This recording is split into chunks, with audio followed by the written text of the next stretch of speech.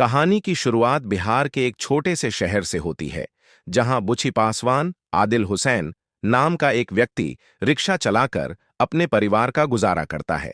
बुची एक मेहनती, ईमानदार और आत्मसम्मान से भरा हुआ व्यक्ति है, जो गरीबी के बावजूद अपने बेटे बुलू के लिए एक बेहतर जीवन की कल्पना करता है।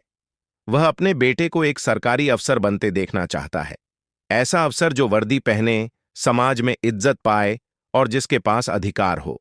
बूची और उसकी पत्नी विरजमली, प्रियंका बोस, के लिए उनका बेटा ही उनका सपना है। वे उसे एक सामान्य सरकारी स्कूल में पढ़ाते हैं, लेकिन बुच्ची को धीरे धीरे यह एहसास होता है कि वहां की शिक्षा व्यवस्था कमजोर है और अगर उसका बेटा इसी व्यवस्था में पढ़ेगा तो वह उस मुकाम तक नहीं पहुंच पाएगा जो वह चाहता है। बुच्ची का सपना है कि उसका बेटा एक इंग्लिश मीडियम प्राइवेट स्कूल में पढ़े, जहां अच्छी शिक्षा मिलती है। वह रोज अपने रिक्शे से अमीर घरों के बच्चों को एक नामी स्कूल छोड़ने जाता है और वहीं से उसे यह इच्छा होती है कि उसका बेटा भी उसी स्कूल में पढ़े। लेकिन सवाल है, फीस कहां से आएगी? यह स्कूल बेहद महंगा है और बुच्ची की आमदनी इतनी नहीं कि वह महीने की फीस भी भर सके। फिर भी वह हिम्मत नहीं हारता। वह स्कूल के प्रिंसिपल से मिलकर विनती करता है कि उसके बेटे को दाखिला दे दिया जाए। वह खुद को एक दूसरे किस्म का इन्वेस्टर बताता है, ऐसा पिता जो अपने बेटे में निवेश कर रहा है, उसकी मेहनत, उसकी ईमानदारी ही उसकी संपत्ति है। प्रिंसिपल पहले तो इनकार करता है, लेकिन बुच्ची की सच्चाई और जुनून को देखकर प्रभावित हो जाता है।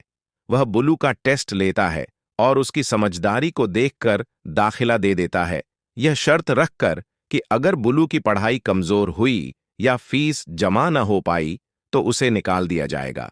अब बुच्ची के जीवन की असली परीक्षा शुरू होती है। स्कूल की फीस, यूनिफॉर्म, किताबें, स्कूल बस का खर्च, ये सब मिलाकर उसके ऊपर बोझ बढ़ता जाता है। वह पहले से ज्यादा मेहनत करने लगता है। वह दिन रात काम करता है, छुट्टियां नहीं लेता, खुद कम खाता है ताकि बेटे के लिए किताबें खरीद सके। विरजमली शुरू में परेशान होती है। उसे डर है कि बुच्ची कहीं खुद को ही न खो दे इस दौड़ में, लेकिन वह भी पति के सपने और बेटे की मेहनत को देखकर साथ देने लगती है। बुलू को भी एक नए माहौल में ढलना आसान नहीं होता। नया स्कूल, अंग्रेजी में पढ़ाई, अमीर बच्चों के बीच हीन भावना, सब कुछ उसके लिए नया और डरावना है।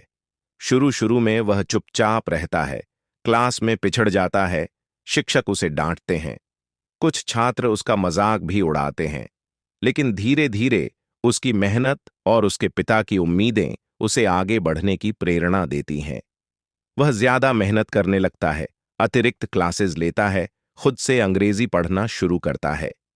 स्कूल के एक शिक्षक संजय सूरी उसकी मदद करने लगते हैं। वह उसके भीतर की प्रतिभा को पहचानते हैं और उसे सही दिशा देने लगते हैं। जब बुलू की फीस समय पर नहीं जमा होती तो स्कूल प्रबंधन दबाव डालता है। प्रिंसिपल भी निराश होने लगते हैं। बुच्ची किसी भी हालत में फीस का इंतजाम करने को तैयार हो जाता है और यहीं से कहानी एक नैतिक द्वंद्व में प्रवेश करती है। बुच्ची, जो अब तक ईमानदार था, वह एक ऐसा रास्ता अपनाने की सोचता है जो गैर कानूनी है। वह पुलिस अधिकारियों को स्कूल तक ले जाने का बहाना करता है और गुप्त रूप से पुलिस की रिश्वतखोरी का पैसा उनके घर पहुंचाता है। वह खुद इस पैसे को हाथ नहीं लगाता, लेकिन उसका माध्यम बनता है।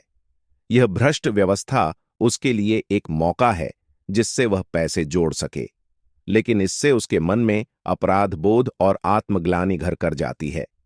उसे लगता है कि उसने अपने बेटे के भविष्य के लिए अपनी आत्मा गिरवी रख दी।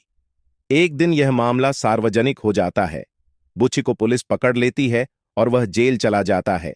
मीडिया में यह खबर आग की तरह फैलती है। एक रिक्शा वाला बना रिश्वत का लिंक, लेकिन कहानी यहीं खत्म नहीं होती। स्कूल के शिक्षक, बुलू के सहपाठी और समाज के कुछ लोग बुच्ची के समर्थन में सामने आते हैं। वह कहते हैं कि बुच्ची का अपराध भ्रष्टाचार को बढ़ावा देना नहीं था, बल्कि एक बाप की बेबसी थी। उसका इरादा गलत नहीं था, उसका माध्यम गलत था, और यह एक ऐसे समाज की निशानी है जहां सपने देखना गरीबों के लिए अपराध बन जाता है। बुच्ची को अंततः रिहा कर दिया जाता है। बुलू, जो इस दौरान टूट जाता है, अपने पिता की गिरफ्तारी के बाद और भी ज्यादा मेहनत करने लगता है। फिल्म का अंतिम दृश्य बुलू को एक प्रतियोगी परीक्षा, संभवतः यूपीएससी, आईपीएस की तैयारी करते हुए दिखाता है, जहां वह पिता की मेहनत और बलिदान को याद करते हुए कहता है, मैं पढ़ाई नहीं छोड़ूंगा क्योंकि ये मेरे बाबा की परीक्षा थी और मैं इसे पास करूंगा।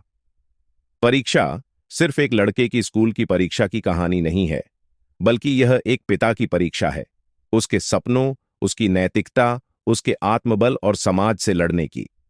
यह फिल्म उन हजारों गरीब माता पिताओं की आवाज है जो दिन रात मेहनत करके अपने बच्चों को बेहतर भविष्य देना चाहते हैं। यह शिक्षा व्यवस्था की असमानता को उजागर करती है। निष्कर्ष, यह फिल्म हमें सोचने पर मजबूर करती है। क्या शिक्षा का अधिकार सभी को समान रूप से प्राप्त है? क्या सपने देखना सिर्फ अमीरों का हक बन गया है? कहानी से सीख, शिक्षा का उद्देश्य सबको बराबर मौका देना होना चाहिए।